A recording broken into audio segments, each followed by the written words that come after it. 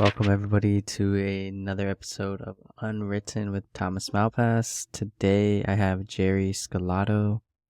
He is a successful businessman that sold his gym business and is now a personal trainer and online fitness coach and personal development, success, mindset, you name it. In this episode, we talk about his experience growing up as a Caucasian white male minority in the South, also about his recent divorce, his struggle with self-confidence, and taking a radical accountability in his personal life, business life, and in all aspects of his life. How to finally let go of excuses, why he decided to sell and close down his business, and what it truly takes to be successful. Enjoy. Welcome to the Unwritten Podcast with your host, Thomas Malpass, where we are on a mission to help the world find more purpose, passion, and peace in their everyday lives. Through deep conversations and connection, tune in because we are all on this journey of life together. Can you take us back, share some experiences growing up that shaped who you are today? I can. The one that I think of the most, and this is going to be so counter to probably what most people would say, is I grew up in Baton Rouge, Louisiana, for the first 13 years. I was born there and I moved out of Baton Rouge up to Cincinnati, where I am now at 14 years old, is when I moved from Baton Rouge. In Baton Rouge, every school I went to in Baton Rouge, I was a minority. So I was overcounted by Blacks, Hispanics, Chinese, all of the above. I was the minority. So it was very normal for me to just be around people, right? Just people, as far as I was concerned. Yeah. And then I moved to Cincinnati. And I moved to a little town technically in Kentucky. So Northern Kentucky and Cincinnati border each other. They're divided by the Ohio River. And I moved to a little town called Fort Thomas, Kentucky. And you're probably too young to know this movie, but maybe you've seen it anyway. Varsity Blues was a movie from like the mid to late 90s. I can't really remember when it was made. But I always refer to Varsity Blues when I talk about Fort Thomas, Kentucky, because Varsity Blues, the movie is about a small town that was all about playing football, and it was everyone in the town loved the football team, and they all went to the football games, and like that's what the town was about. And that's basically what Fort Thomas, Kentucky is about. Everyone's about the football team. If you are a decent athlete, you're probably on the football team. And so when I moved there, it was a much different atmosphere, much preppier, maybe is a way to put it. And they were all white. Now, this isn't a race thing. This is just a 14-year-old, I'm moving, and I'm suddenly not the minority anymore, and it was weird to me.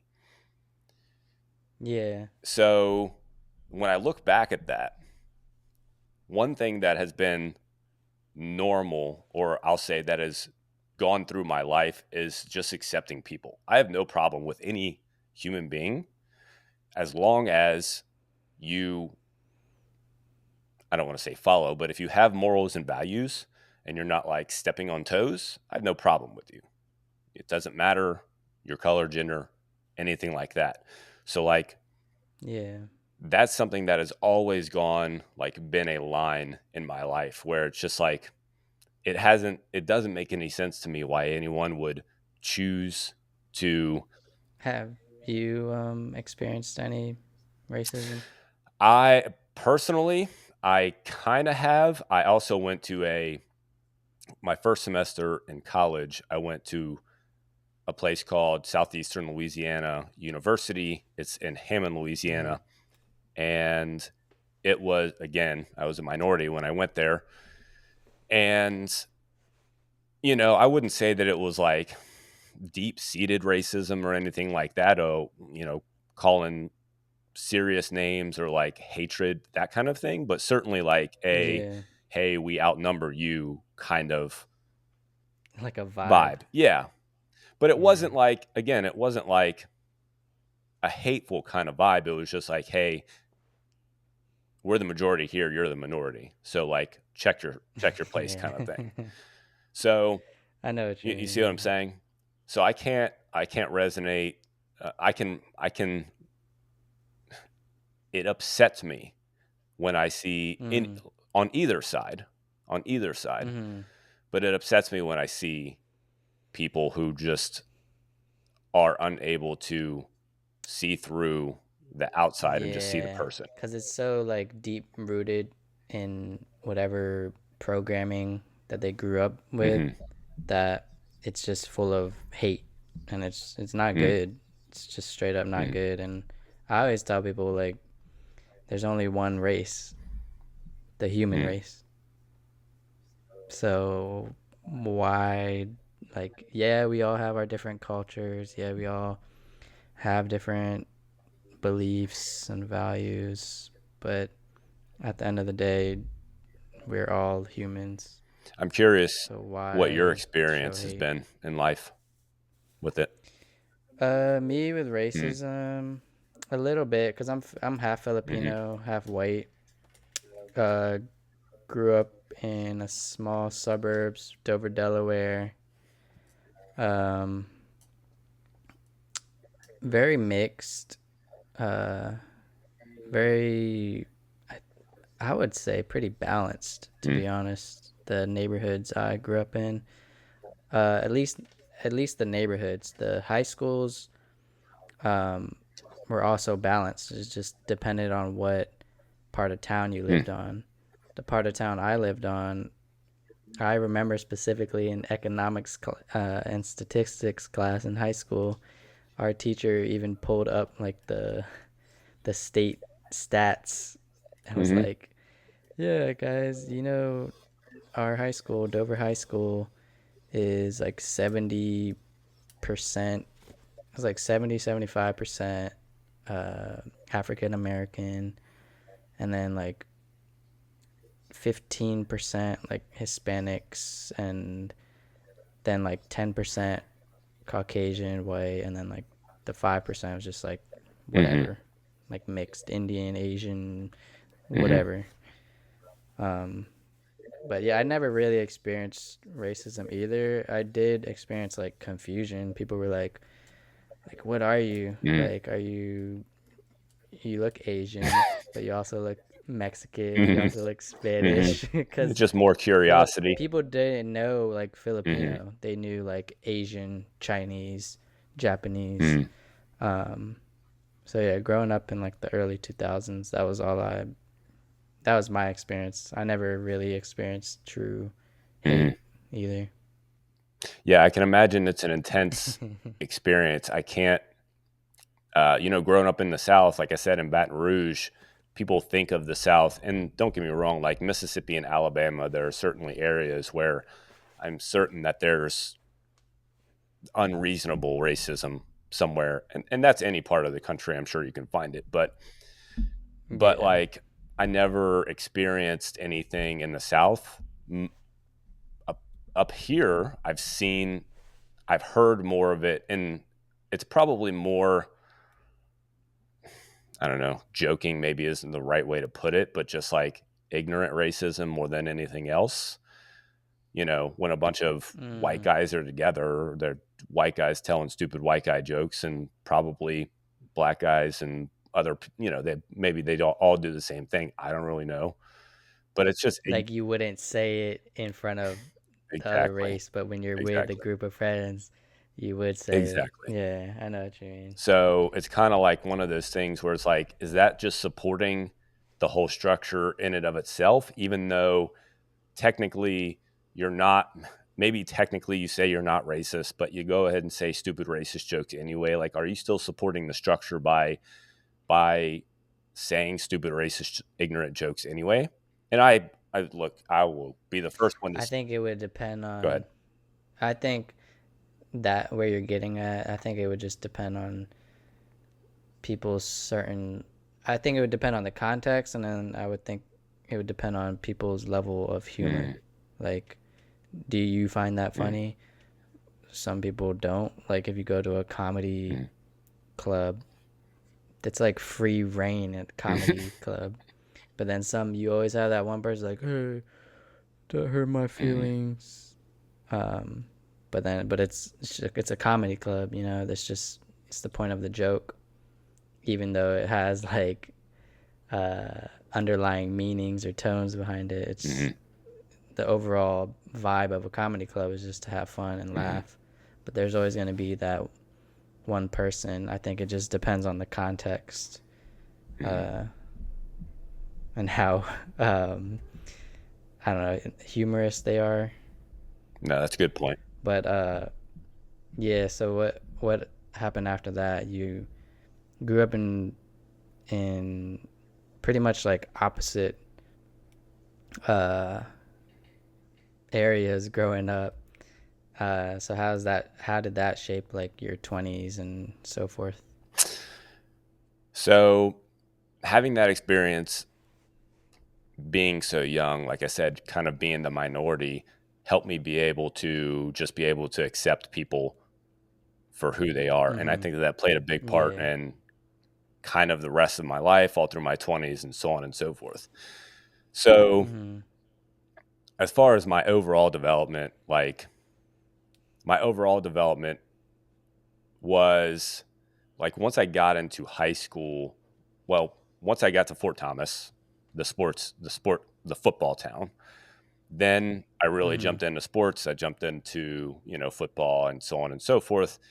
And my identity started to become being the athlete. So because I was good at football, because I was good at track, because that's what I was known as, that's kind of what my persona started to be. Now, I never fell into like the jock kind of category. I don't think. I don't feel like Yeah. I fell into that category because again, even in high school, I had friends in the band over here, I had friends at football over here, I had friends who were car guys over here, I had friends who were potheads over here. So like I could be in a bunch of different groups and I could mingle. I was the same, Yeah, man, yeah. I could mingle with a bunch of different people and I had no problem like jumping from group to group. I'd no You didn't have like one click. Yeah, Yeah. I enjoyed being around a diverse group of people, exactly. Mm-hmm. So, I think that having that mindset, having that experience in the beginning, and then like carrying that mindset forward has been very beneficial because it hasn't stopped me from if I want to pursue a relationship with somebody or I want to go to an event or I want to, start a business and I want to attract a certain group of people, it doesn't really matter to me who the person is. I'm not concerned about that. So like that Mm-hmm. hasn't held me back from trying to have relationships with people as far as like being concerned about who they are, where they're from, and that kind of thing. Mm. I'm strictly basing it off Yeah. of what are your morals and values. Like once I start to interact with you, I will start with trust, Mm. and then once I start to interact with you and we start to build a relationship, then I'll gauge how I'm going to how open I'm going to be in the relationship based on that how that trust goes up and down. You see what I mean? Yeah. No, yeah. I mean, I'm pretty much the same way after being in a toxic relationship and pretty much getting out of it. Yeah, sometimes when it comes to relationships, at least I know where you're getting at. Like you're more open minded, but I know a lot of the younger people and even older people, uh, they think with their other head and not their main head. Uh, true, Uh, true.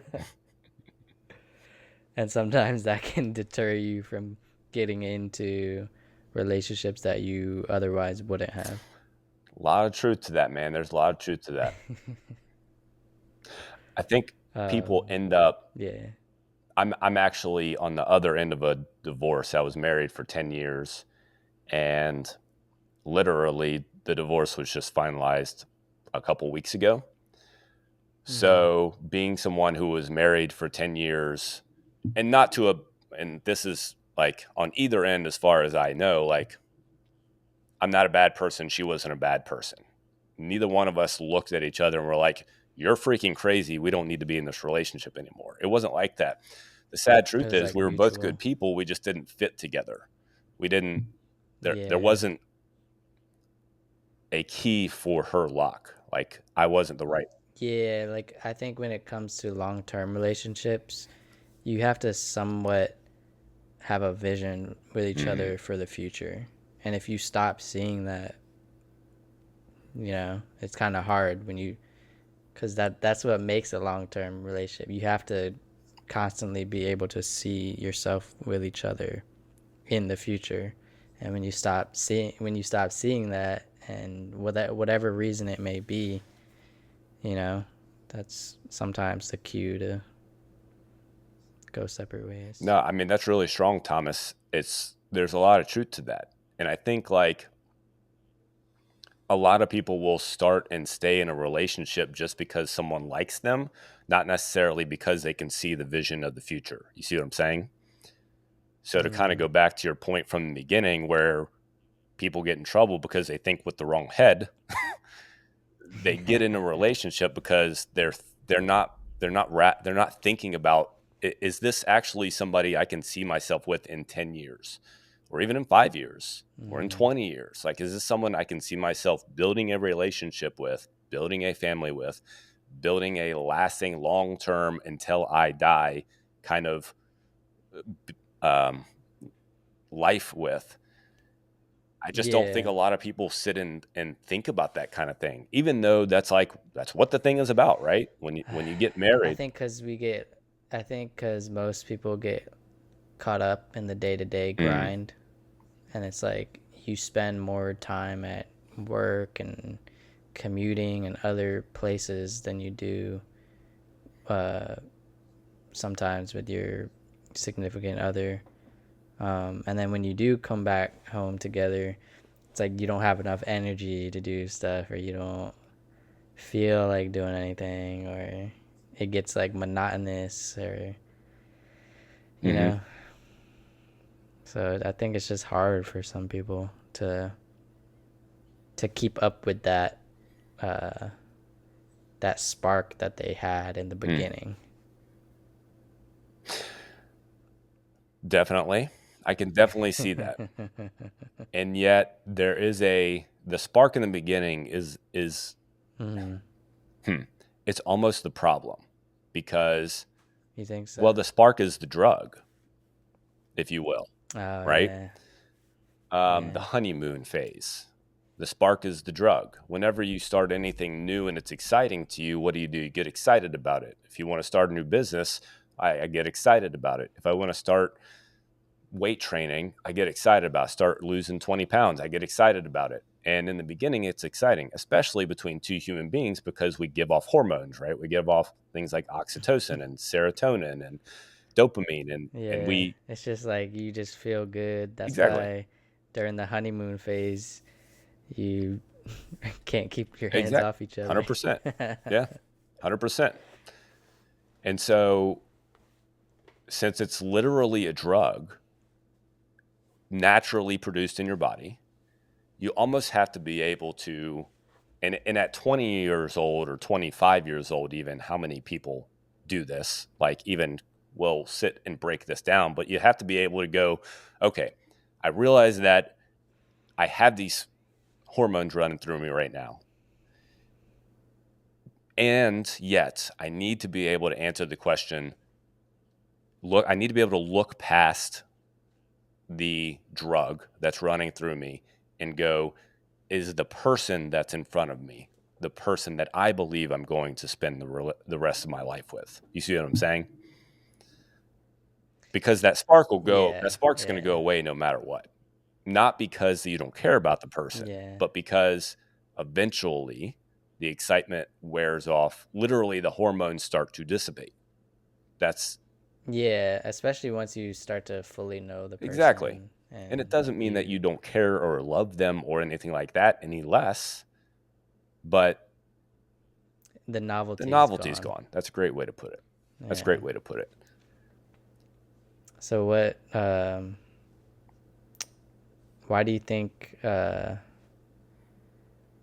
Kind of switching lanes Mm-hmm. here, but why do you, throughout this whole time, you were saying you struggled with self Mm. confidence? Um, why do you think so? Why do you think you struggled with self confidence? Hmm. It's ironic because I, again, going back to growing up, being a teenager, and even my 20 somethings, like my physical athletic abilities have always been good. Like I have natural athleticism and natural physical ability. I've always been decent at those kinds of things. Even like school was always easy is not the right way to put it, but like I didn't have to try In terribly the hard. back of your head, Yeah, I didn't have to try. like it wasn't like your full focus. Well, it wasn't my Yeah. whole focus, but at the same time, like I didn't have to try hard to get C's and B's. So it was like I didn't, I never struggled at anything. And I think partly because I never struggled at anything, I never had to go through like huge obstacles to try and figure things out.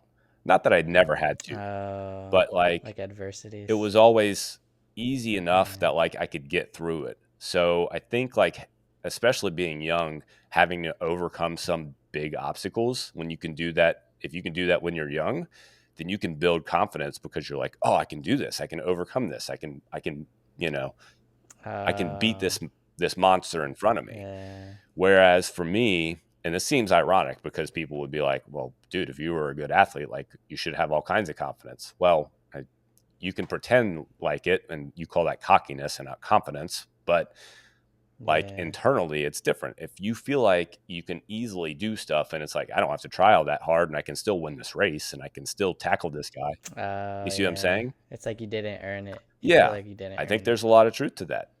There's a lot of truth to that. And so, Well, it's like you ever heard of that saying like um there's a difference between like climbing Mount Everest and then or taking a mm, helicopter to the top. Like what do you think would feel more mm, accomplishing? no, that's good. I mean, that's actually a perfect analogy because yeah, I mean, when you don't feel like you earn it, it's like You see the good view, you're at the mm, top, but you don't appreciate it. you just yeah, you just took a helicopter ride up there. Exactly. So, you know, when I was nudged and like pressured, I would Mm. find reasons and justifications for why I didn't do as well as I could have or should have. So, Mm. if Yeah. I was confronted with somebody who was better than me or even as good as me, but they were willing, maybe they were willing to work hard or whatever at the time, like I'd go, well, just didn't work as hard as he did, and so he just beat me this time. So I could find justifications in it instead of Mm. just going Yeah. through it and working harder. So when was that when was that like awakening moment Hmm. that you decided to take radical responsibility?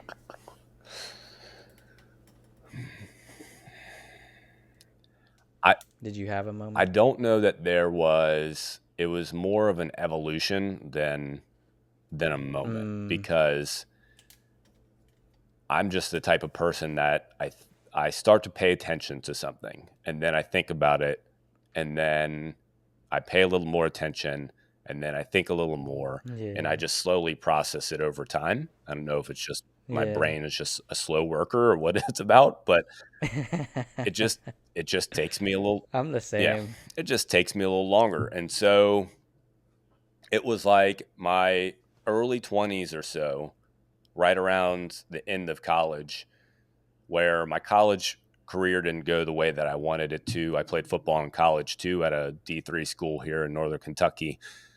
didn't go the way I wanted it to, and I was just like, man, I just don't know. I don't know what happened. I don't, why did things not turn out the way that I guess I had envisioned? And so that's when I started to reflect what was my part in this, instead of looking at it from a, hey, what is it? What was their part in this? I looked at it from a, hey, Yeah, what was my part in this? like a blame game. Exactly. Exactly. I Yeah. was starting to pay more attention to where I was contributing more than where they were contributing. Because here's the truth of every situation like that. Like, there's always two truths. There's always somebody else. There's somebody else involved, yes, there's their actions, but there's also your actions. And you have to decide how much you're willing to take responsibility for your part of it, no matter what they do, no matter what their actions actually entail. So, Yeah, no, that not to like sidetrack for a bit, but that yeah, that the first thing that comes to mind when you said that is like divorces and mhm, stuff. It's like when people are going through divorce, they like to point faults and yep, blame the other party involved, but they don't see the bigger picture that even if it was all their fault, even if it that was all true and it was all their fault and they are to blame for everything, you're still a part of it. Like you're still a part so of much truth. the Hmm. entire. Yeah, you're still a part of the entire story. You don't necessarily have to take blame for everything, but you're still a part of the story. Um, so you have to at least take responsibility for being a part of the story. Yeah, so much truth in that, Thomas. It's the way that I like to think about it is, it may not be 100% your fault or their fault. Actually, it's rarely ever 100% either person's fault, but Yeah, you need to take yeah, 100% responsibility for your part in it. You see what I'm yeah, saying? yeah, So exactly. you have to decide that I definitely did. I was one person out of two people in this relationship. Mm-hmm. And you either one of them could sit there and justify how it was the other person's fault all day long. And they'd be partly right, but they'd also be Mm-hmm. very wrong, because what they're not doing is looking at themselves. Exactly what you're saying. Mm. So there's so much truth to that. And it's kind of, I don't want to say it's, I guess I'll say it's sad that people can't, if they do separate, they can't look at the other person with the empathetic view and say, there's things I definitely could have done differently to make this better. Yeah, like I could have showed up differently. I could have been better this Mm. way, or and it's choosing not to see that you're limiting your own growth. That's how I see it. Well, yeah, exactly. And you're reducing the likelihood that the next possibility is not going to work out either. Because if you're going to treat the next relationship like you treated this one, and you're not going to learn from it, most people will assume that It's the like a grass is cycle. greener, right? Yeah. The grass is greener on the other Mm-hmm. side, because it's got to be the person. If it's the right person, then everything's going to be fine, which is partly true again. But if you can't look at yourself and go, what did I contribute and what do I need to improve on to make sure that this doesn't happen again? It doesn't matter. You take yourself everywhere you go, whether you whether you want to believe it or not. So you started taking accountability after college and during college, and then what? Yeah, I like to say that it was simply like I started to do it and then everything was fine. But of course, that's not the way that things go. Um, Mm, it is a yeah. As human beings, we are all terribly imperfect. So, you know, there's still, I'm certain there are still times where it's like, I have this thought in my head where it's like, oh, I just want to find something else to blame it on, right? Something else that kept things from working out the way that Mm, they could have yeah, worked yeah. out. And every time that I feel the tendency to want to do that, it just feels icky. And I feel, Oh yeah, I know You what know you what I'm mean. saying? It just feels. Yeah, because Go then, ahead. well, exactly what you're saying. When you do that, you lose power Mm, in yourself. You lose the lack of control that you mm, have because when you start to point fingers and blame other people and not taking accountability, you're giving them power. You're losing control of yourself. When you start to take accountability for everything you do and stop blaming anybody but yourself, that's when you take the power mm. back and you can tell yourself like, wait, no, I am to blame here for everything, so I can make a change. So, yeah. Take the power back is a great way to put it because it's so easy to want to give other things control of our lives, but what you're not recognizing is that's what you're doing. You're giving everything else control of your life. A perfect example of Yep. this is in exercise. Excuse me. Mm. So, I owned a fitness studio also for 10 years, which I also closed down last year in line with the divorce. So, let's just say the last 12 months have been a very interesting time for me. Anyway, we can dig further into that if we need to. But during my time Yeah. owning the fitness studio, I worked with thousands of people. We had thousands of members come and go. So I learned a lot about how people tend to function. And it doesn't take much of a gust of wind to scare somebody away from exercise because something will happen, Mm.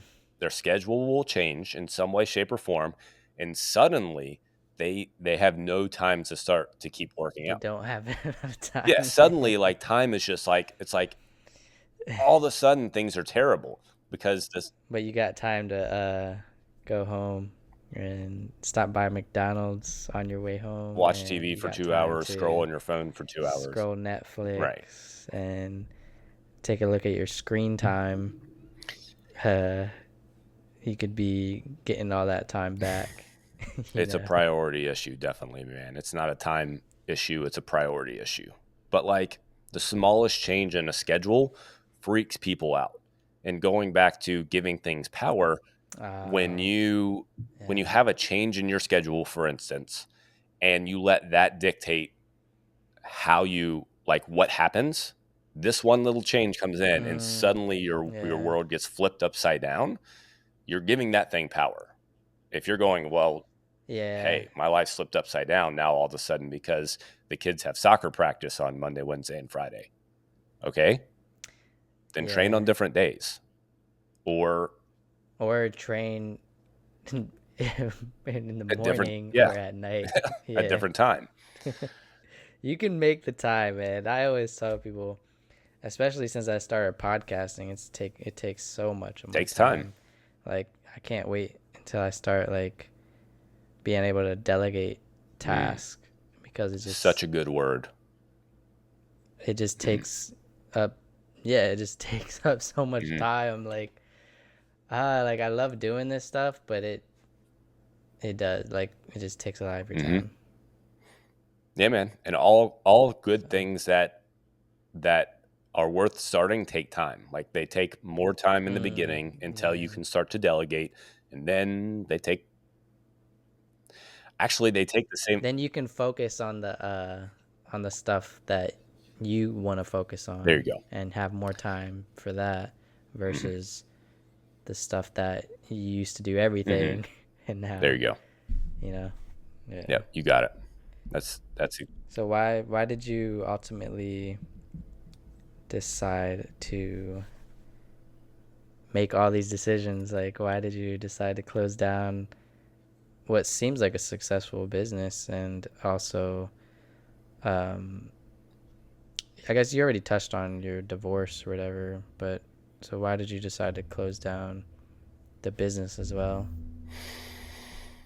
So it wasn't a decision. The decision to do that didn't happen when the separation happened. My wife and I got Mm-hmm. separated, I believe, in July of last year, and I decided to close the business in October. So from June to October, or July to October, it wasn't in my mind. Everything was going to be fine. Jim's going to keep going. Everything's going to be okay. We're going to keep growing. She was pretty involved from time to time. She didn't work there she did off and on. She'd work full time at the gym, and then she'd go get a job, and then she'd come back. So she kind of did. So a lot of people there knew her. And when we separated, a number of people left because they weren't happy with me because we were separated. And so that stuff, yeah, adults. These, So it's like it kind of like affected the public view of it. yeah, Like it kind of affected the brand. it did. Yeah, that's a great way to put it. Damn, And especially internally, because we built the gym around community purposefully. So we called our community the Pack. We had events that people would come to. We would do things like go canoeing together and go hiking together. So we did a lot of things together, and we did that on purpose. So when this happened, like I said, a number of people got upset and they literally left, but it also left like this weird feeling of everybody else in the gym. And I'm like, okay, well, I think we can get through this. Maybe I got to have some conversations with people. If they ask me questions, I got to be comfortable talking about it, and that's fine. I have no problem with that. So we start to work through it and we start to get through it. And we had our 10-year anniversary party for the gym in October, like the first week of October. And we had the party. And during the party was tons of fun. We had food trucks there. We had a bounce house there. We had all kinds of things there for people to do. And everybody who came had a lot of fun. But the point of the party was to be able to attract new people. And we did not have a lot of new people show up for that party. And I had this weird feeling during the party. And I was like, I don't know, this just doesn't feel right. And we got done with the party, and I went out of town like that following week, and I went to Florida. And during that whole week of Florida, I just sat and thought. And I was like, what did that mean? Like, what did that feeling have during that party? That feeling that I had during that party, what did that mean? And I just had this thought come through my head, and it was like, man, I think it's time to just move on. And as soon as I had that thought, my body just like relaxed, and like all the tension left my body. And I was like, oh, that's what that means. So it was just like, that was almost like a moment where it was like, I think it's time to just move on. I think it's time to just shut this thing down. It wasn't easy, obviously. It was not easy. Yeah. But did you sell it or did you shut it down? Sold it.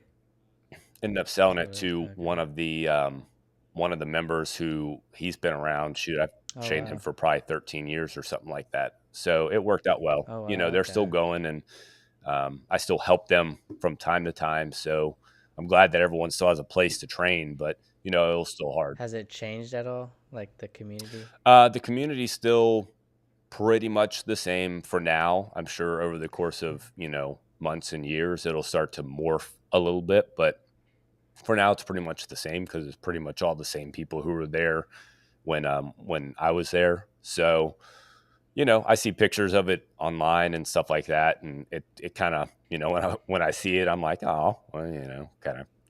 Did you feel like when you were having that moment, did you have like,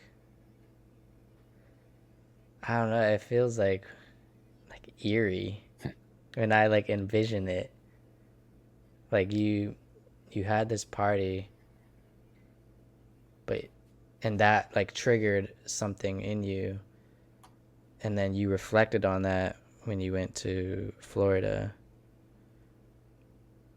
What do you think that feeling was, that made you ultimately decide to just say like, this chapter's over?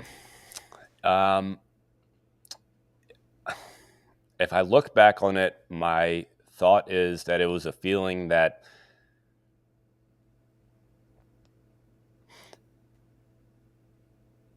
it's time to fulfill your purpose somewhere else. So the the town where the gym is, I say town on purpose because it's a small place. It's in a place called Alexandria, Kentucky, which is, you know, no one, barely anybody who's listening to this will ever have heard of it. It's got 12,000 people. It's mostly rural. It's, Yeah. it's a small town. So And you still live there? I don't live in Alexandria anymore. I live like a town over. So I'm pretty Uh, close. And I still go into Alexandria pretty often. They have a coffee shop over there that I'm close to a lot of people there. So, and I'm a coffee snob. So mm. so I go get good coffee over there. Yeah. Same. I'm trying to lean back a Are little you? bit. Yeah. Yeah. We'll see if that ever happens. I just enjoy coffee, good coffee too much. But Same. it's a small town. And so we always had, I don't want to say we had trouble getting members, but it was just always a slow process because the town's so small. If you only have 12,000 I mean, people, the fact that you did it, I feel like that's an accomplishment. yeah, I mean, it's hard to appreciate in the moment, right? Because you just want it to grow and you want people to show up. Oh Like yeah. in the moment, you're like, oh, come on, where are all these people? Like, come on, let's go, let's get going. Mm-hmm. But looking back on it, like, definitely it was an accomplishment. So, like, at our highest, we had 125 members. And if you put that in perspective to 12,000 people, that's 1% of the population. Oh So wow. if you look at like Yeah. a mid-level city who has maybe 200,000 people in it, and you asked a business if they wanted 1% of the population to come to their business, they would say absolutely, right? I mean, that's 2,000 Mm, people out of that. I mean, just think about, because I'm in Austin, Texas right Oh my now. gosh. Austin, Texas is like a couple Yeah. million, a couple million. 1% of, like, let's just say 5 Yeah. million. 1% of 5 million. What? How much is that? 50,000 or something. 50. Yeah, 50,000. So, That's a yeah. lot. Imagine if you have 50,000 So people. I think any business would Yeah. be happy with 1% of the population of their city. But at 1% of the population where we were, we did good, with 125 members. It was good. We were fine, but it was not like, busting at the seams and feeling like we were rocking and rolling. So Did you want that? Did you want to be like busting out the I wanted to seams? be able to go to open more locations is what I wanted to be able to do. Oh, okay. Like Yeah. scale. You wanted to scale. Well, I never had a vision of like franchising, but definitely of the vision was like 3 locations in the Northern Kentucky area. So it Okay. just never Okay. got to the point where we got over the precipice of that first location to be able to then branch out. And that feeling was always hard. So when I had that feeling at the Mm, party, like we're talking about, part of the reason that the feeling was there was like being able to fulfill a purpose of helping more people just didn't feel mm-hmm. reasonable anymore. After 10 years of trying to bust through, this force field, it felt like to be able to then maybe branch out and have another location and then another one after that. Mm-hmm. It didn't feel like in the next 10 years it was going to be all that more likely. That makes Or even if it did happen, you felt like that chapter was mm, done. yeah. Like it wasn't it like if you did see that happening and you made it happen in the next 10 Mm, years, it wouldn't have felt any more mm, fulfilling than it did. yeah. Yeah. There's a good Is chance. that what you mean? Yeah. Um so now you're 39. Yes, sir. 39. And Just got divorced and just closed a business. I think most people would be freaking out. Actually, I'm certain I freaked out at some point. But anyway, maybe I'm just yeah. in denial at this So point. No, I'm kidding. so did, you wrote in your bio you had some sort of existential reflection and you just realized that like recently, and you said the life I was living was not my life at all. So why'd you write that? So it's not a coincidence that the marriage and the I don't believe it's coincidence that the marriage and the business ended in the same time frame. Mm-hmm. The marriage, like I said, it was two good people that had different deep seated values. And that's what kept us from really jiving as a couple and thriving as a couple. Our deep seated values of what we wanted in life and what we expected out of life they were just different. They just, and how to get there, it was just different. I grew up in an Mm. entrepreneurial house where, you know, we took risks. Dad took risks, and I saw that, and that's the way that we, you know, life went. And she grew up in a house where her dad had a corporate job for 30 years, and he Yeah. taught her to get a corporate job, live that life, save money, be safe. And so, with those two deep seated values like clashing and banging heads against each other, Oh yeah. we just weren't able to get to that point where I I, I got to the point, and this is where I didn't feel like I was being me. I got to the point where I knew Mm. what she wanted. I knew what she wanted me to be. And so Mm. on the surface level, I would give that to her at certain points, but when she wasn't around or when I would make other decisions, I wouldn't I would just do what I wanted to do. So I was being in a way dishonest with her and with myself because I was fake giving her what she wanted, but also just being like, well, I'm just going to do what I want anyway. You see what I'm saying? So I wasn't living like a fully Yeah. authentic Yeah. life, and I wasn't being exactly who I wanted to be. I wasn't being who I wanted to be at Mm. all. And neither was she, to be fair. Like she wasn't living the life that she wanted. She wasn't able to be the person that she wanted. So that's just not a good feeling. And I'm not saying that a lot of marriages have that, but I believe there are a number of marriages where, like, the man, especially, maybe not especially, but the man feels like he just can't be himself. And he feels like, well, I just got to go, you know, make money and have this job and live this life. And that's all I get to do. So, Yeah. You don't want to live that life.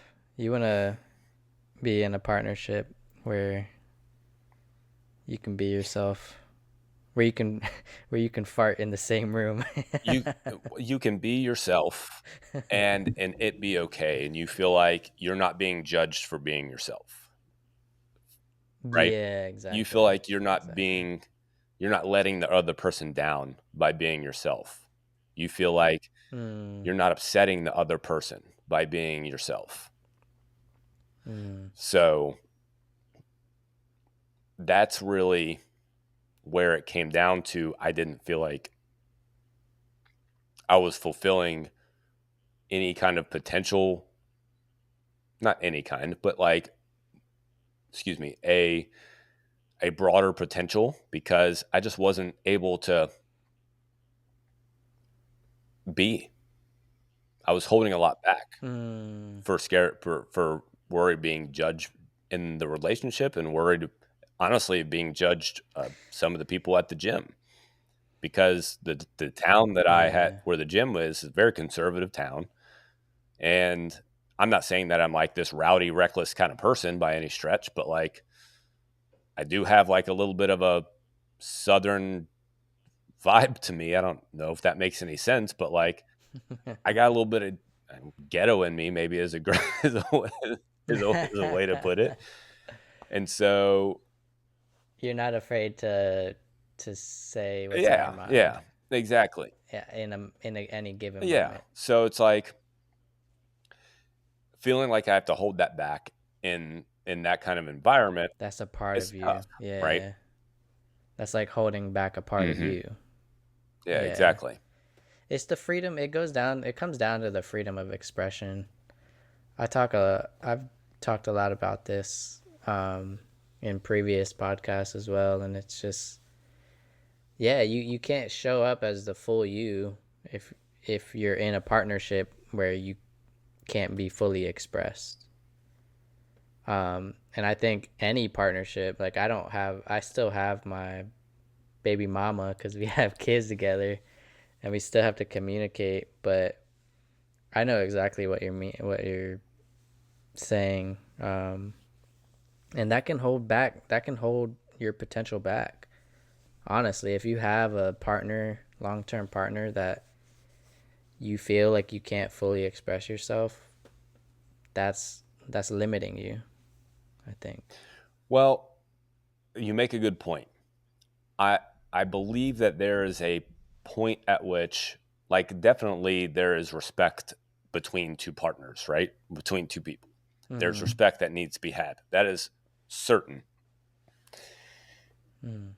So when I think like be fully who I am, it doesn't mean like and at the same time be able to disrespect that person if I need to. Oh yeah, I'm not saying 100%. I'm not Yeah. assuming that that's what you mean, No, no, but no, not at all. how do the two people be able to be who they are? And honestly, I think it just comes down to being you being able to look at the other person and not judge them. It doesn't mean that you Yeah. can't say, "Hey, there's this thing that you do sometimes, and it kind of bugs me, and here's how it bothers me, and here's how it makes me feel." That's okay. Like that's a conversation that can be had. But when it Yeah. feels like you're letting the other person down by being who you are, that's that is when it's like, Mm. oh, well, I'm just going to go ahead and button myself down a little bit and make sure that I don't give myself to the world and hold back any kind of potential that I have. So that's a good way to put it. Like you said, it holds you back from your ability to show the world what you're capable of. Yeah. Yeah. Cuz I mean at the end of the day, you have to respect each other. And if you are in a long-term committed relationship, you should share the same values and outlooks on life. I mean, there's always going to be disagreements on stuff, but on the deep rooted stuff, y'all should mostly agree upon. On the surface level stuff, not so much. But Yeah, I mean, you're never going to find so another person that's exactly like you. That's ain't going to happen. You're one of one, and that's the way that it is. But there are some boxes that need to be checked if you're going to be in a relationship and thrive in a relationship. And those deep seated yeah, values are the boxes that yeah, need to be checked. yeah. I mean, we we could talk all day about this, Yeah. but um, I'm gonna move on. Uh, so where are you now, and is there any plans for the future that you have and visioning? Hmm. So, as you could guess, I'm basically started over, Mm-hmm. both in the relationship personal side and in the professional career side, although I don't look at it that way. But um, Yeah. so I've taken my abilities and I'm transferring them online. So I'm trying to build an online following and an online community to be able to basically do what I did in brick and mortar, but kind of be able to do it online. Now Yeah. I'm not focusing primarily on exercise because the online training space is insane. Of course, the online space is watered down to begin with, but the online training space Yeah. especially is like super watered down with tons of people who do like exercise stuff. um, my focus is Yeah. on Yeah. more of a like holistic personal development approach, which again, very watered down. I totally get that. But so basically, my focus right now is trying to, number one, continue to find and then express who I am. Because, like I said, that's a big reason why this shift started to happen. And Mm-hmm. over the course of 10 years and adjusting yourself to the environment for 10 years takes a little bit of time to go back and go, okay, who am I? What kind of person do I want to be? Do I want to be able to, like, am I the guy who talks with my hands? Am I the guy who just sits and listens? Like, who, right? So it takes a little bit of time to figure. uh, I feel like I'm getting where your relationship was, like why it ultimately Mm, ended.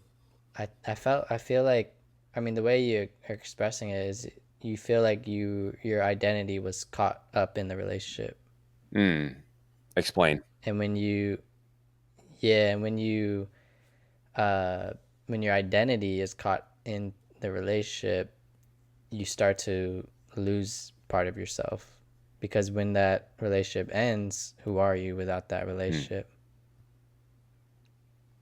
So I think that uh mm, is just I think that is uh based off of a relationship that begins to become too mm, codependent, like uh not necessarily financially or uh anything, but codependent on like emotions or how emotionally. you feel Mm, or why you do things.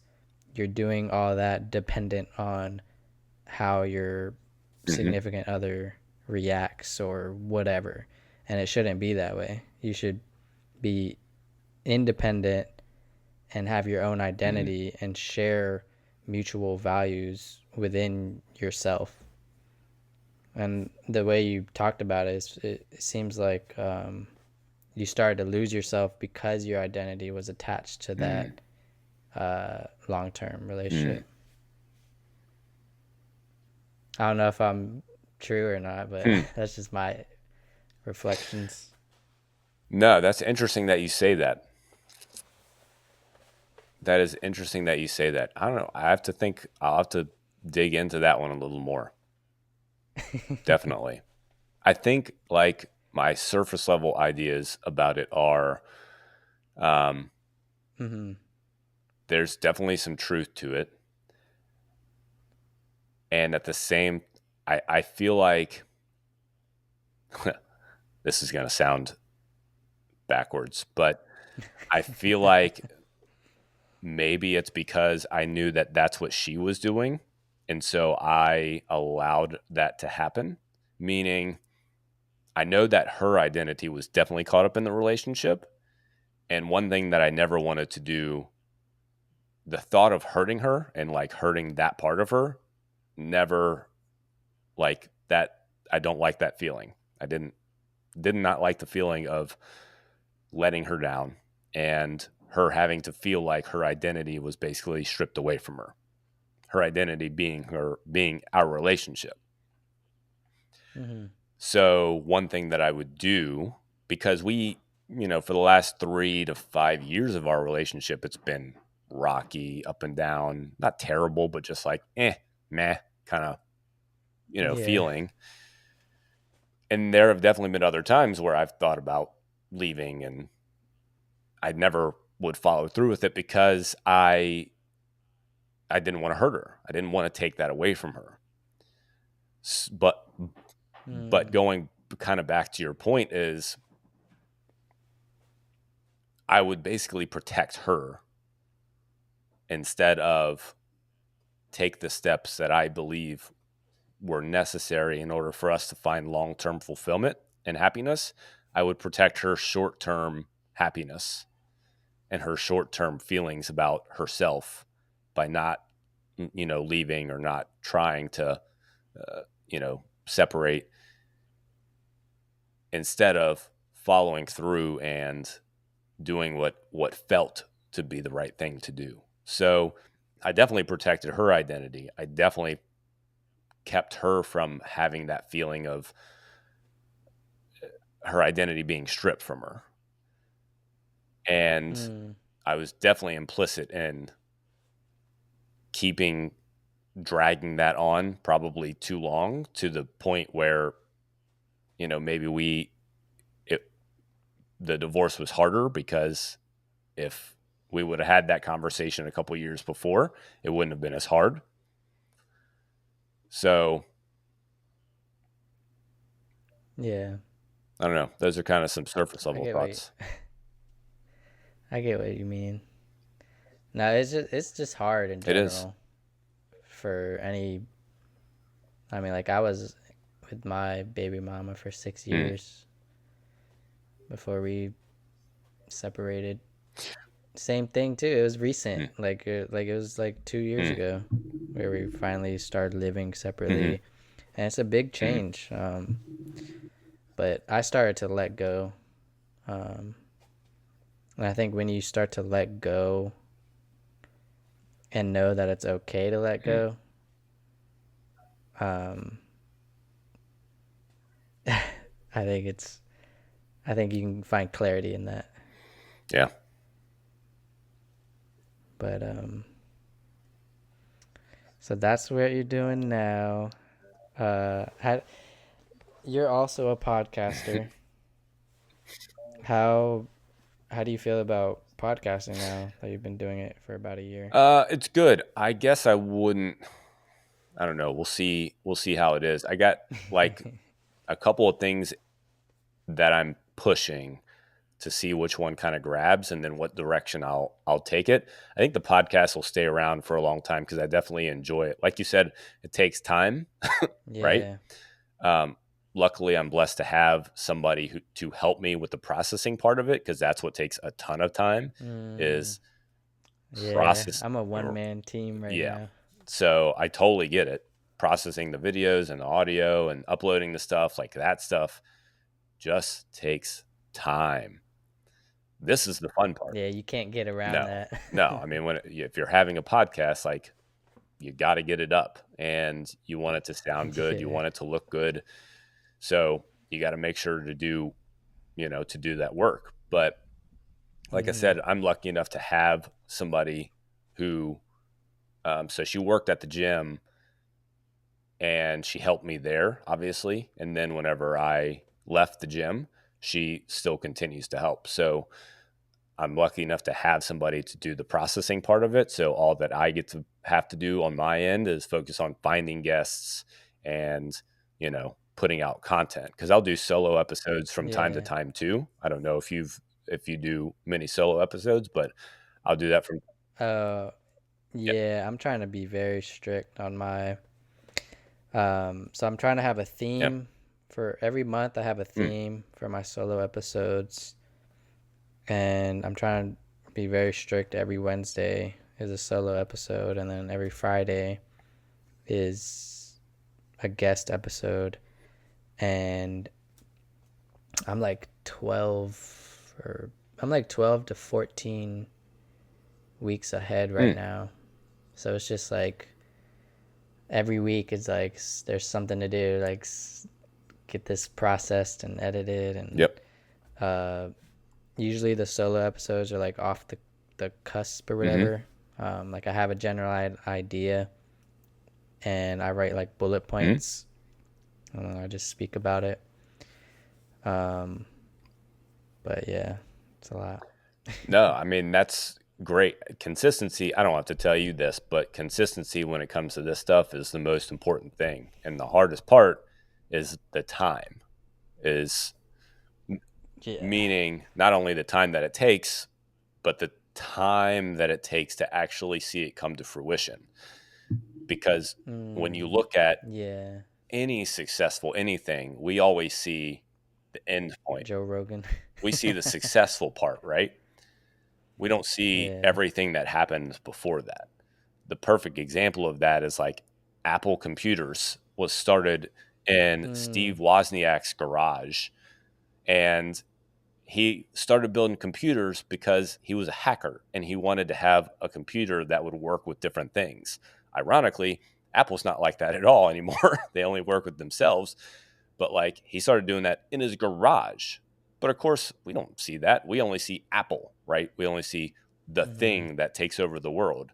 And so when it comes to something as simple as like a podcast, you never see the toil, right? You never see the growth of the podcast. You just see when it hits, right? That overnight success. Like, Yeah. oh, Yeah, that oh 10-year. yeah, Well, there's a podcast that I just started listening to that he had the perfect example of that. Like he was podcasting for like 5 years, and then he had like two big breakthroughs um, around the 5-6 year mark, where he had David Goggins on, and he was like the only one, uh, Modern Wisdom.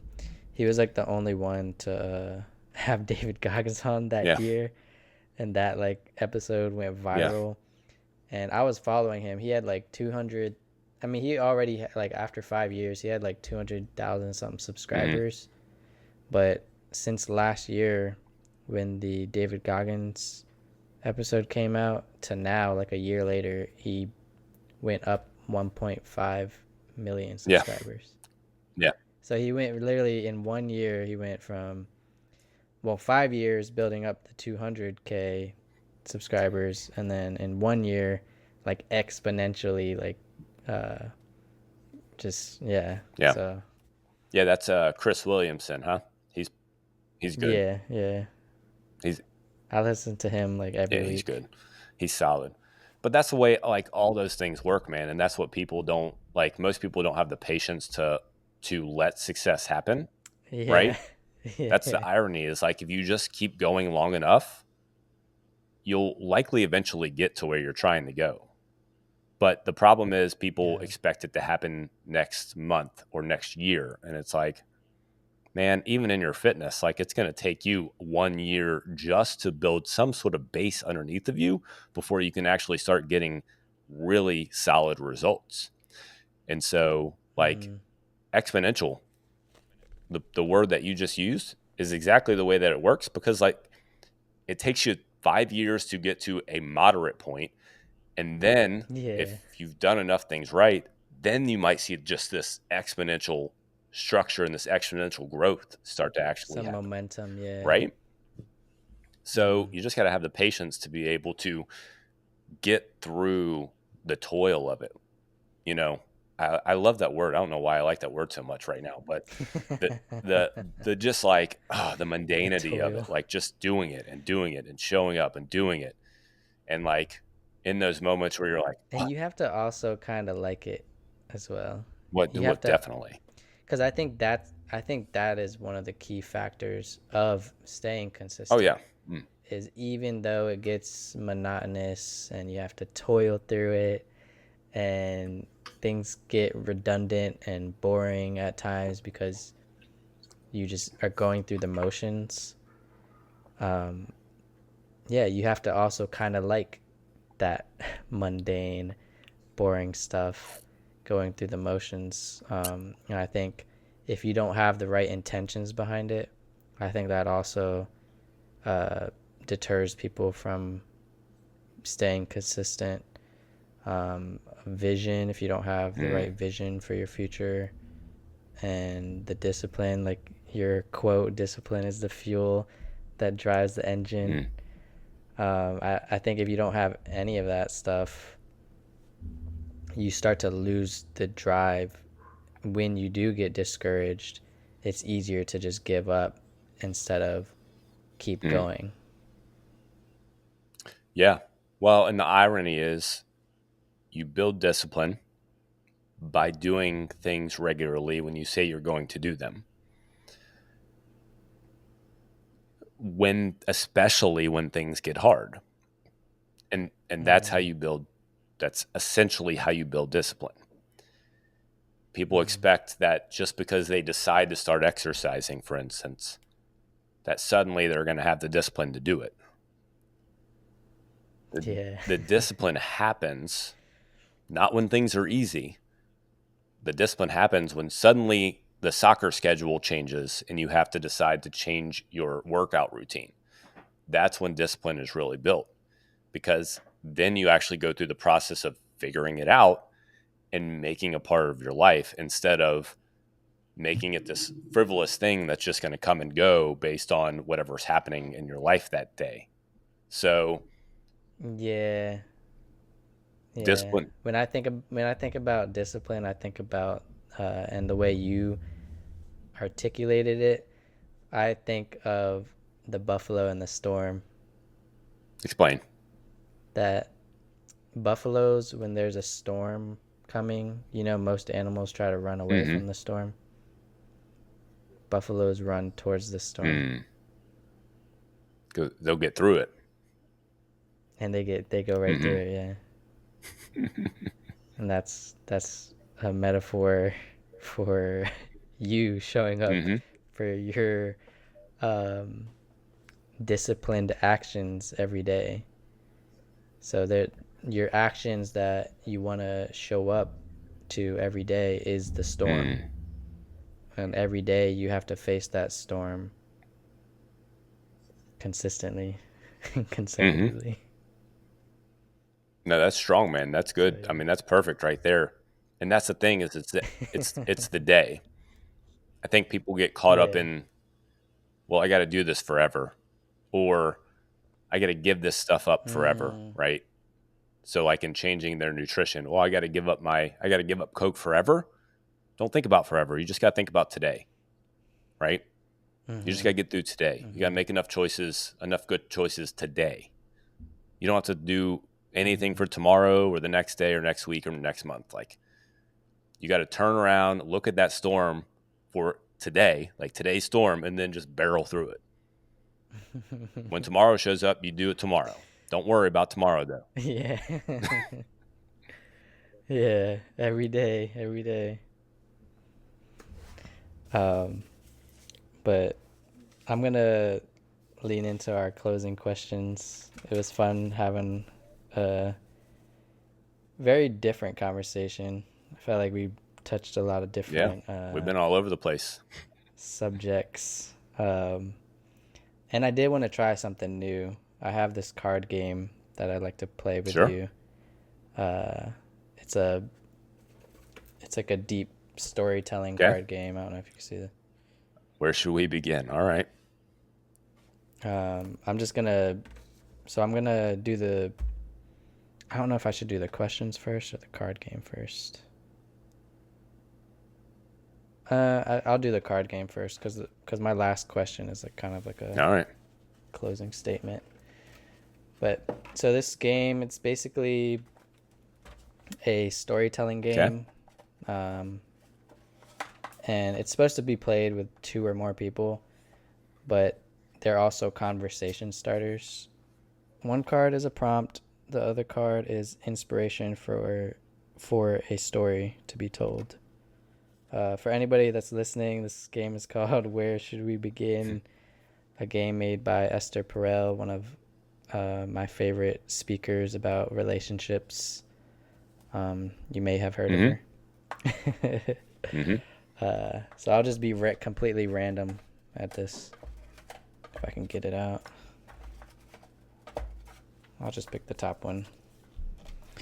So the prompt is share something close to your heart, and the story is share something close to your heart about the person whose death I'm most afraid of. Mm. So I don't know if you could see. Interesting. So you put them together. Yeah. Interesting. Share something close to your heart, the person that you're. Okay.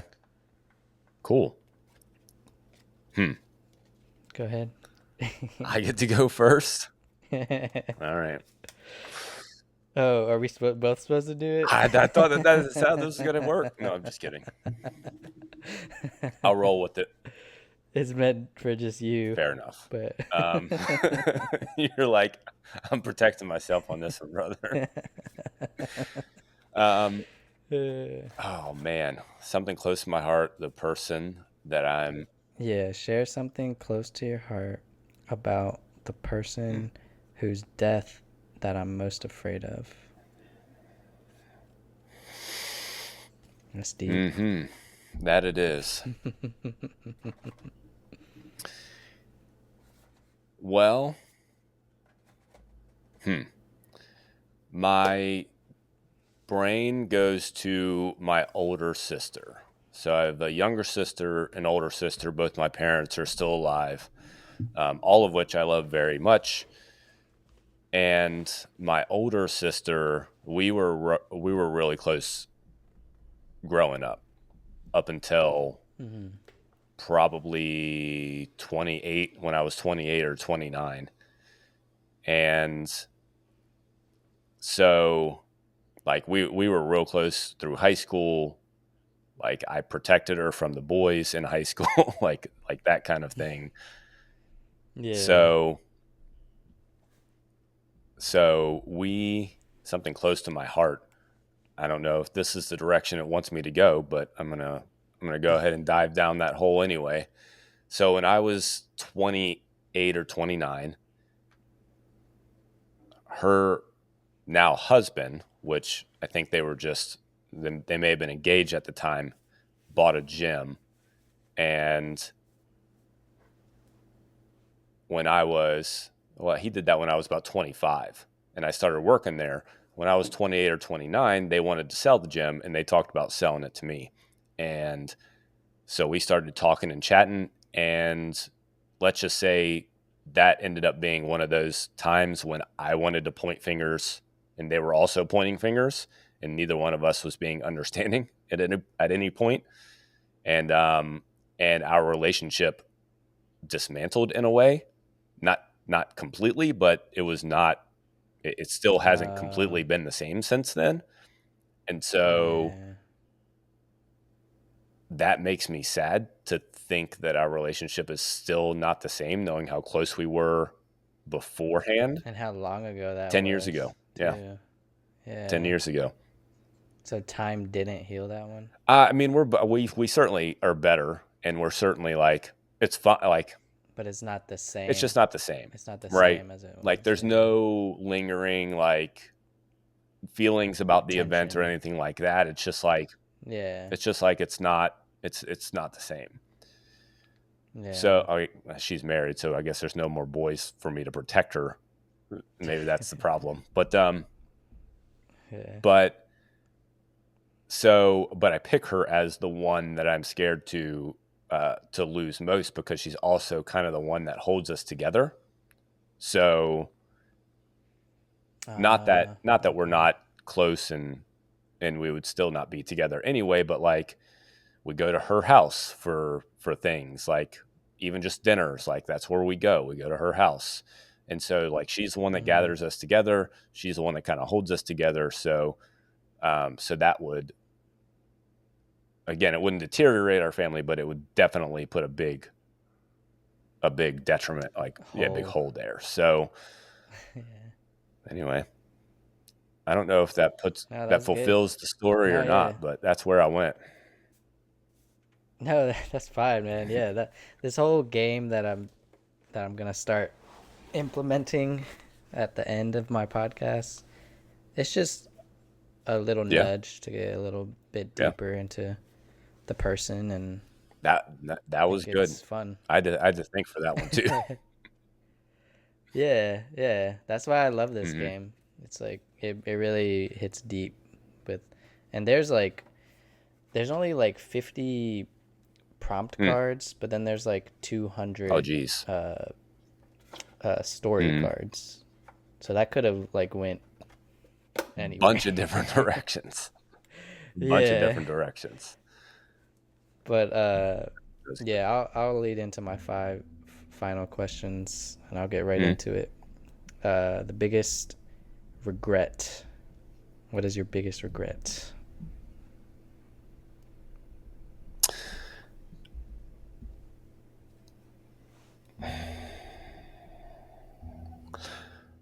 I would say, kind of going back to the relationship thing, is in the beginning not being more purposeful about asking questions about if the relationship was going to be the one that was going to be lasting, instead of just Hmm. accepting that we're This is we're what it two people is. who Yeah. like each other and let's go ahead and and try and form this relationship.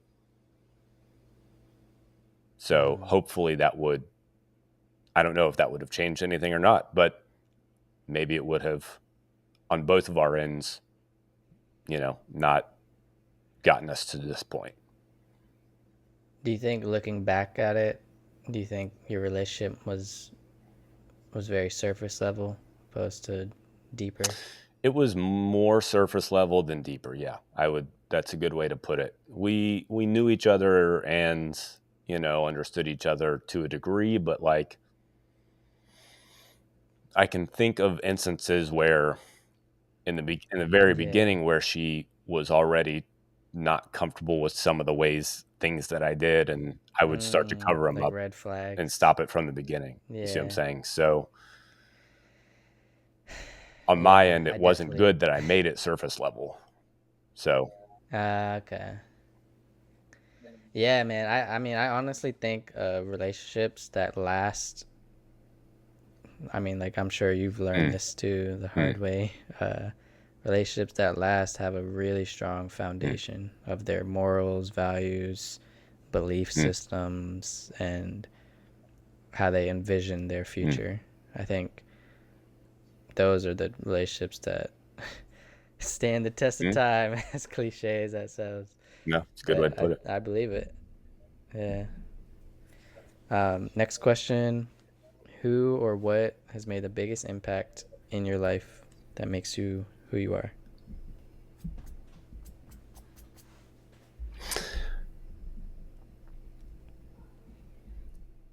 I would say my dad. He was the one when I was young who I wanted attention from the most. Not that he didn't give us attention, but he was the one that I wanted. I think everyone has a parent who they want love from the most, and they want to, Like yeah, validation. validation. That's a good way to put it. And he was definitely the one. And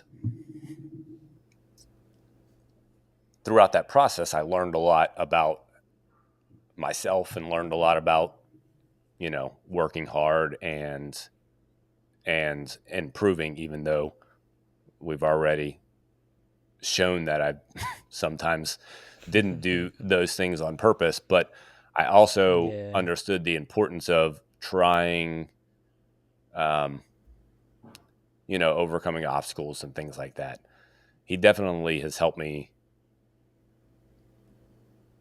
He's helped me understand that I shouldn't do things half-ass.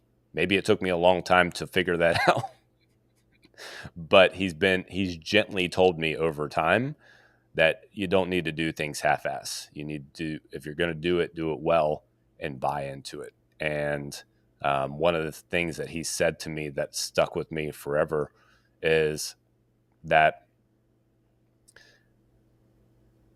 unless you put your focus to it and put your unless you feel like it's something purposeful to you, it's just going to be, it'll be hard for you to actually follow through with it. So, Oh yeah, yeah. mm, 100%.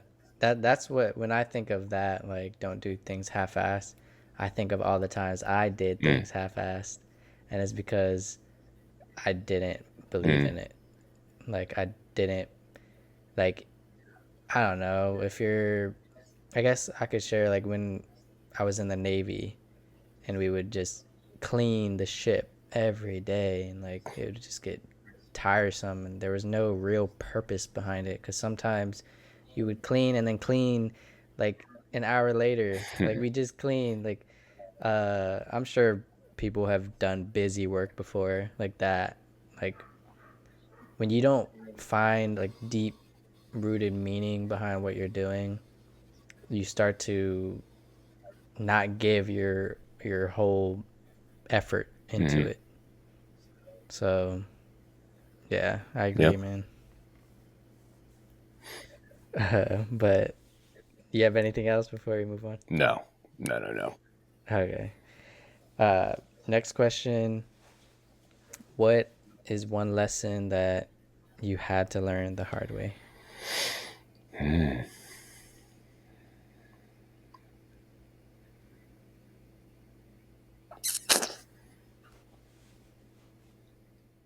No matter how right you think you are,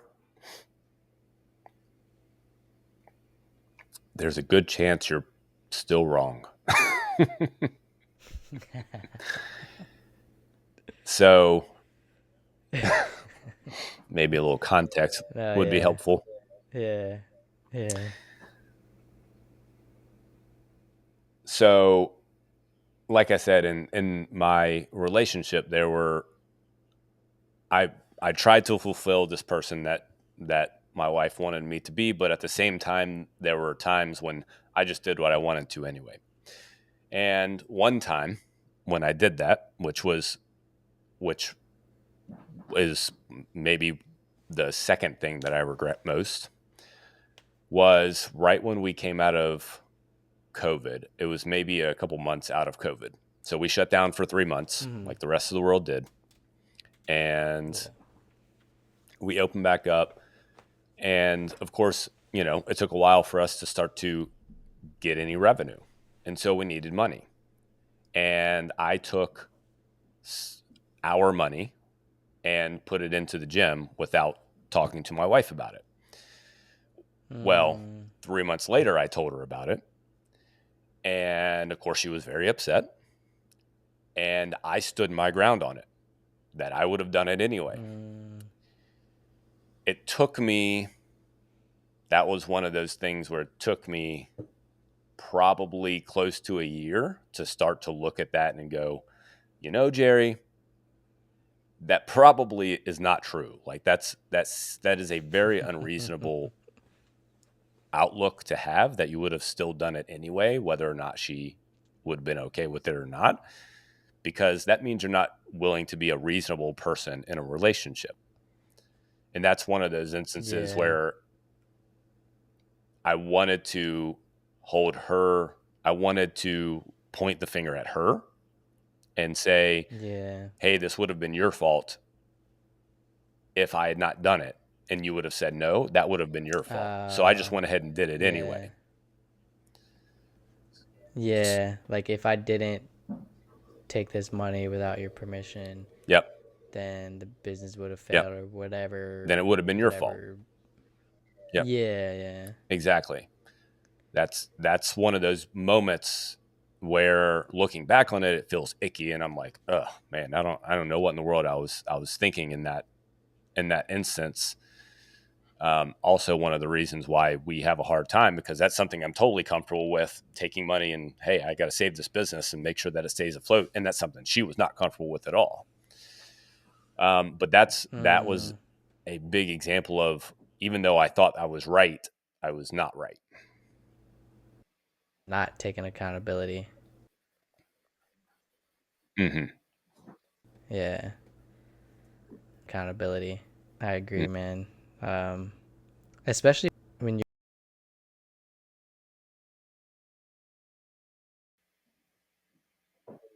you're emotionally Mm-hmm. charged in any sort of way. Like during that moment, you had to have been emotionally charged to Mm-hmm. you had whatever fear of failing the business or vision of fear of decisions, those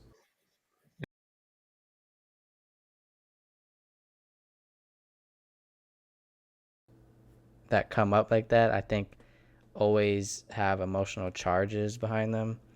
And I think if we can set those emotional charges to the side, I think it could bring a lot of clarity in any situation. Not saying don't express your emotions and be a robot, but in those Mm-hmm. moments when you are emotionally charged, set it to the side for a moment, sit back, reflect, and then come back Mm-hmm. to it.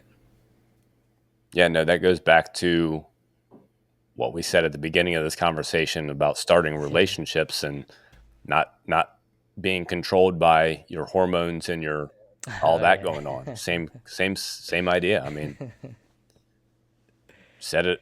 You got to Yeah, and then look at it. sometimes when you yeah, and sometimes when you are like emotionally charged, you do things, say things that you end up Hmm. regretting, right? Oh yeah.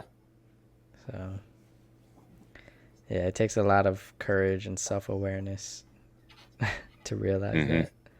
No doubt. Um, but next question, it's kind of a fun one, I guess. Uh, what would you want to experience in life if you had all the time and all the money?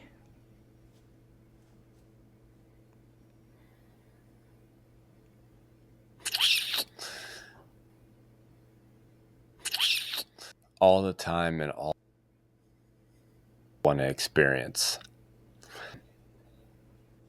Or just any, like if time wasn't, like if needed,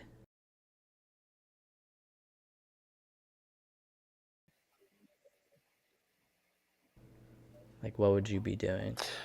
I would still be doing what I'm doing. I would just do it at a bigger scale. Ironically, Mm, because I don't see now. I would definitely do a lot more traveling and stuff. you know, yeah, yeah, going. yeah. That's a Yeah, common yeah. I one. would definitely go do all that. But like, still, I believe what I would mostly be doing is trying to help people. I would just do it at a bigger scale. I would just be helping more people. I would just be able to impact more people because I just I can't just sit still and not try and do something about improvement, not try and do something about progress and helping others be able to see that they're worthy and capable of more. So while the Yeah, travel and stuff, that'd be fun, and I'd certainly love to still be able to do that. I couldn't just not do anything, right? I couldn't just like, I'm yeah. just gonna retire and just travel the world.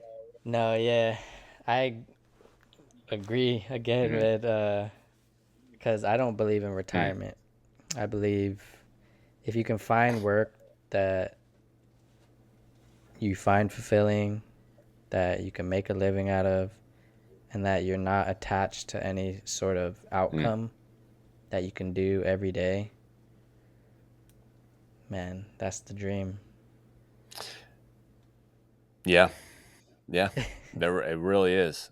And I think at the same time, because a lot of people, I think that feels, I don't want to say hopeless, but it's like, oh, it's a nice feeling to think that you can find something that you love all the time. First, I believe that a lot of people can. I believe you can. I believe it takes hard work, it takes time, and it takes sacrifice. But I believe you can. But on the other end of that, I believe you can also bring purpose to the work that you're doing. I think people just Hmm. they do work and it's just like, it's just something I got to do to pay the bills. For a paycheck, Yeah, yeah. but I believe that you can find purpose in what you're doing in some way, shape, or form, and you can bring purpose to what you're doing, and that can sort of fill that void and fill that gap of having some sort of Hmm. fulfillment in your life. It may not be the thing that you love and that you care about the most, but you can bring some sort of purpose to it. So what would you tell what would you tell the janitor? How can he find more purpose? The question that comes to my mind is, what if I weren't doing my job? How would this place be worse off? A janitor, for instance, Mm, if they weren't doing their job, say at a school, the school would be a freaking sloppy mess. It would be a mess. The floors would be grimy. The cafeteria would have food left all over. Any messes that would happen, like there wouldn't be. They would just stay there. No one else going to clean up after yeah. themselves. So, like, Yeah. how would this place be worse off without me? And 9.999 times out of 10, the answer is it's going to be worse off.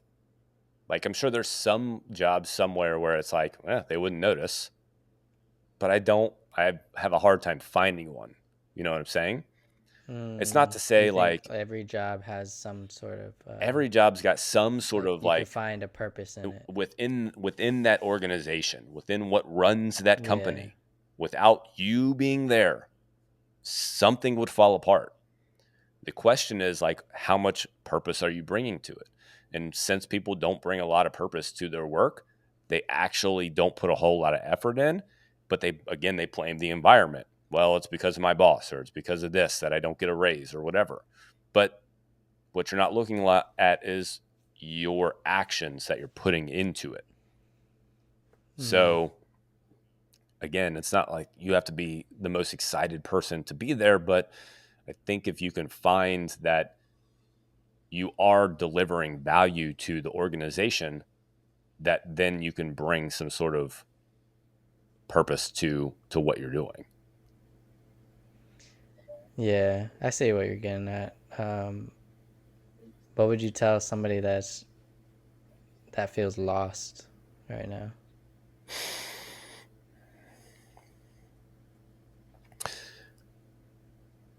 Hmm.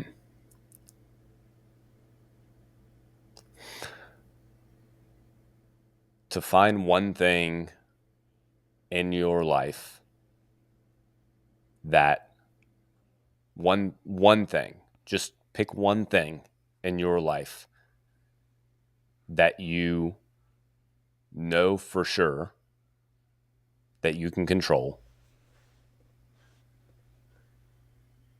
and put your attention to that, because I think a lot of people feel lost because they feel like they have no control over their lives, and they feel like they have no Mm, direction in their lives. or they feel overwhelmed, Or they, or yep, they have too many yep, options and they don't know. It's like either side of the spectrum. Like you either have too many options or you or don't too few. have enough options. Yep, Yeah, that you have even given yourself the chance to yep. try. And I think when you start to try more things and experience things that you may have thought about or like dabbled in, I think that can help uh, as well. Well, it definitely can. But that goes back to like, what's something that you can control? Well, you can control what you put your Mm, time to. So, yeah. what's something that you could try? Some hobby that you could try? What's, I don't know, a new relationship that you could go find and build? Doesn't mean it has to be a romantic relationship, just a friend, a new friend that you could find. What's something that you could search for that, I don't know, maybe some new books that you could start to read? Like, it can be something so simple that can knock somebody off a trajectory that they're on of feeling lost, Mm, because all you need is that yeah. one little glimpse of hope. Like pivot. You see what Yeah. I'm saying? You just need one little Mm, glimmer to go, oh, just like snaps in the back of your head, and you go, oh, huh, I guess I can do something about it. yeah. Like this is the Mm-hmm. direction I could take. So Yeah. it's more like just a matter of doing things so that you can have that epiphany moment where you're like, I have more control of my This life is than it. I than I Yeah. than I realized. Hmm. Oh yeah, that's good, man. Uh, Final question: is there any last personal insights that you'd like to share about your journey that would resonate?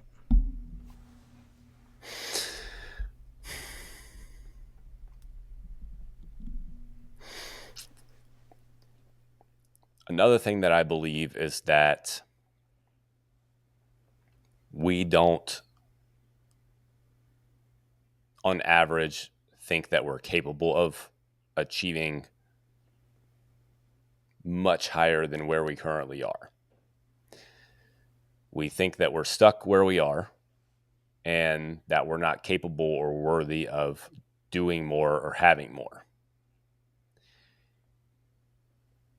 And in going through a divorce and closing a business over the last 12 months,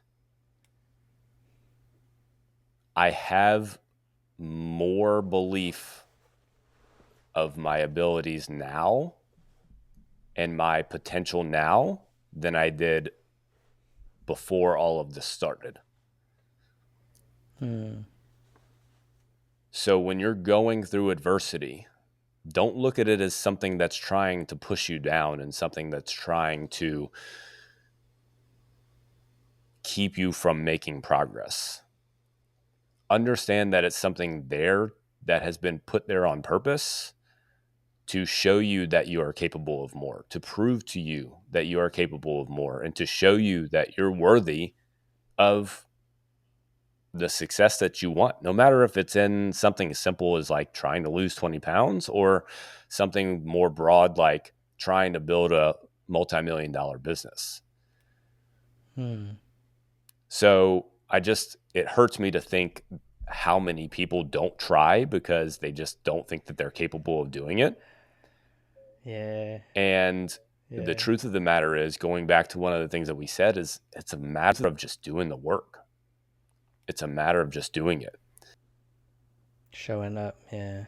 You can do it.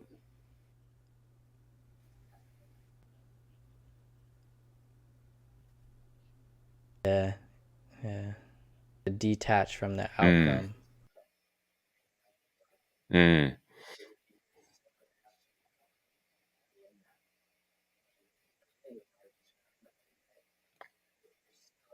Attached to some expected outcome, then you're gonna start to get discouraged and set back and stop doing the work. And you have to also, everything you said, and I would just add, and not be attached to the outcome. yes, because the thing is, like, it's so abstract to us, right? Because if Yeah. it's a goal that you're after, it means you've never achieved it, which means it's abstract to you, Mm-hmm. which means you don't really understand it, even if it's losing weight. But if you want to Mm-hmm. build $1 million business, that's very abstract. Like, you can't just reach out and touch it. So the Yeah. goal is great, but you're 100% right that if that's what you're focused on, when you don't get there next week, you're going to go, well, Mm-hmm. crap, this is going to take a long time. I don't really feel like doing that. And you don't know when it's gonna happen Exactly. either. For a lot of goals, you don't know. Like, it's good to have goals and have a goal setting mindset, but yeah, that's something out of your control, is exactly when am I going to achieve that. And I think detaching from that is, it's vital. It's a key Yeah, component. 100%. But man, thank you for coming on. Everyone, that was Jerry Scarlato. Is that how you You got it, pronounce it? brother. Like Hmm. gelato, but Scarlato. Where do you want people to go follow you? Instagram at Jerry Scarlato is where I am most active. Go check them out. And as always, everyone, stay curious and keep going. Peace.